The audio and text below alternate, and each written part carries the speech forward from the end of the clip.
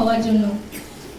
শ্রদ্ধেয় শিক্ষিকা মাননীয়া মৌমিতা পাল মহাশয়া এবং শ্রদ্ধেয় শিক্ষক মাননীয় অরূপ বসাক মহাশয়ের পরিচালনায় আমরা আপনাদের সামনে একটি ছোট্ট নাটক তুলে ধরার চেষ্টা করেছি।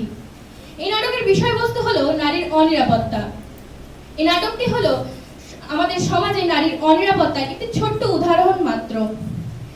আমরা মেয়েরা অর্থাৎ নারীরা প্রায় এসব অনিরাপত্তার মুখোমুখি হই। যেমন রাতের বেলা আমাদের বাড়ির বাইরে বেরোতে দেওয়া হয় না।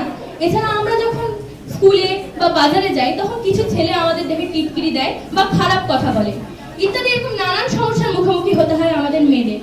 কিন্তু কেন আমরা মেয়েরা এসব কেন সহ্য করব? আমরা কোথায় নিরাপদ? ট্রামে, বাসে, রাস্তায় নাকি হসপিটালে? কোথায়? নারীরা নাকি মায়ের রূপ, কিন্তু এই সমাজে নারীরা এখনো পর্যন্ত নিরাপদ নয়। সমাজ শুধু মুখেই বলে নারী এবং পুরুষ উভয়ের সমান, কিন্তু আদতেও কি তাই? সমাজে সর্বদা ছেলেরাই এগিয়ে থাকে। তাই আমরা মেয়েরা জোর গলায় বলতে চাই, আমাদের সুরক্ষিত এবং নিরাপদ জীবনের অধিকার রয়েছে।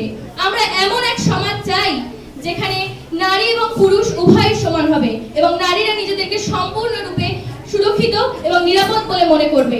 শেষ পর্যন্ত সমস্ত নারী জাতির হয়ে একটাই কথা বলতে চাই, উই ওয়ান্ট সেফটি। নমস্কার।